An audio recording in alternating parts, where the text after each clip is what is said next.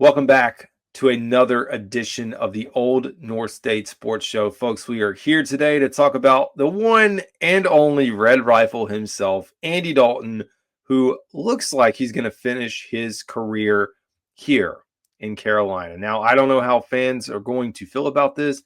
Personally, I think the decision was smart. I've already started talking about like who is going to be QB2. We saw last week there were rumors that the Tennessee Titans were interested in Andy Dalton, probably a few other teams, and I'm sure he could have looked elsewhere. But, as a 37-year-old quarterback in the NFL who settled down in Charlotte, not a bad place to be. And then you spend 2 more years of your life here, you retire, you want to play until you're 40, that's close enough, and you get a nice paycheck with it. So Andy Dalton, according to Adam Schefter, reached a 2-year, $8 million deal that includes $6 million guaranteed with a max value of $10 million. Panthers quarterback Bryce Young has developed a close relationship with Dalton, and now the two continue to work together. And close indeed. It's a wonder what would be happening right now. Like, I assume this extension happens if Andy Dalton does not get hurt, and it could be with Andy Dalton coming back as the starter. But there's no speculation or concern or worries right now who the starter is going to be heading into next year. Some fans may be a little concerned, like, hey, you're bringing back the guy that Dave Canales spoke very highly of. He didn't really want to get rid of him as the starter when things were going well, and even was riding with him up until, of course, the accident that put Bryce Young in the driver's seat, pun intended, to take over the Carolina Panthers. But I do think this is good. Celebration should be had. And I mean, it's a very cheap contract for a backup. And like, yes, I'm all for doing anything you can to upgrade the roster. But to me, upgrading a backup quarterback position when you have much bigger needs on the defensive side of the ball, as well as much bigger needs at other skill positions on offense, wide receiver, running back, I'm okay with this. I mean, you're really talking $3 million per year, again, with those incentives and bonuses that could kick in. But in general, hey, not a ton of money to spend on a backup quarterback. They do have some chemistry.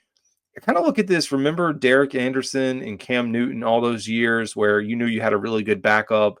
If Cam ever got hurt, he could win you some games or could go in for a series or two if needed. I look at Andy Dalton this way. I think, going back, of course, the first year Andy and Bryce were here, some may wonder, should Andy Dalton have started then? That's always the question we ask. We see now this past season, Andy going in, then going down, then Bryce taking over. And I do think they do have a good relationship. And it's another year. They both know the system. I think that's going to benefit Bryce Young even more, having an extra set of eyes, coach, whatever you want to call Andy Dalton in there to help him along the way. And they're both on the same page. So this is what I'm seeing here. This is how I learned, or this is what I saw. So overall, smart move for the Carolina Panthers, and you don't have to worry about it. Sure, you still may scoop up another quarterback arm at some point for the 90-man roster to take as many arms into camp as you can. Still no Plummer is around.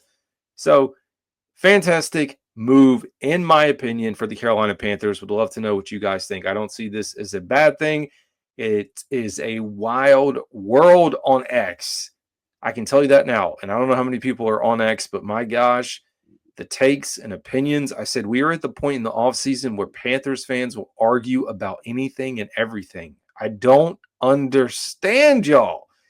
I don't use X the way some of y'all do to like fight and bicker, and I don't know. That's why I have a podcast. I can come on and talk about whatever the heck I want to talk about and do it this way. So we will segue a little bit. We're doing all this talk about quarterback. There should be some continued conversation around the wide receiver position. And we're talking about wide receiver one. Unfortunately, as I posted last night, it sounds like T. Higgins is likely going to get the franchise tag in Cincinnati. Does not mean he can't be traded. Like we said with Brian Burns, we'll keep that in the back of our mind. But possibly Garrett Wilson staying put in New York. We start to, go to scraps. Can we get a Chris Godwin? Well, unfortunately, it sounds like Chris Godwin might be off the table. So Greg Allman, who reports and works for Tampa Bay, but covers the Tampa Bay Buccaneers, great follow on X. I love to follow division rival reporters. Unfortunately, the Saints and the Falcons don't pop up, but Greg and then a few other Tampa Bay guys who are awesome pop up. They always interact with me, so I appreciate it. A quick note on Chris Godwin. Chris Godwin's current contract was due to void, triggering an $18 million dead money hit for the Bucs in 25. But the two sides agreed to move that void date to the final day of the league year, which is March 12th.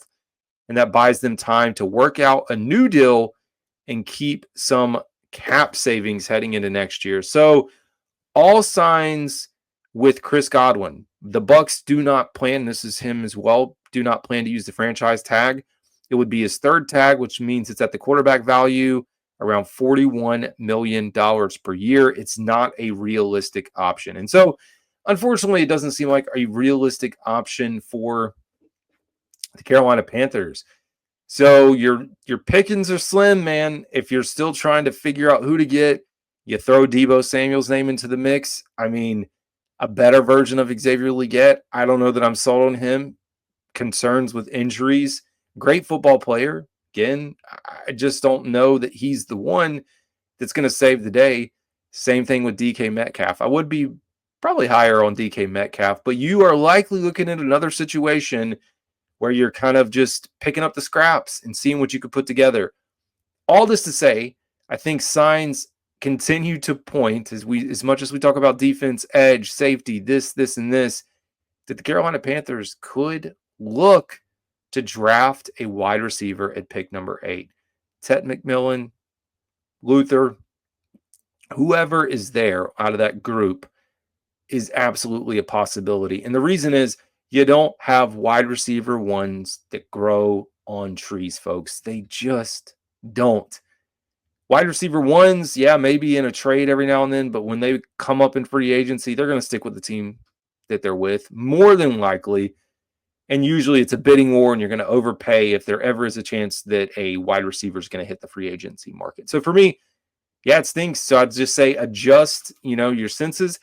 Panthers can do a lot of good things via free agency. So just because we are hyper-focused on defense, and we know that was the worst group, I don't think that we should feel like offense is off the table. Also, Warren, tight end out of Penn State. I think he could also be in play here. So anyways, folks, that is going to do it for today's episode. No fancy graphics, just me talking to y'all.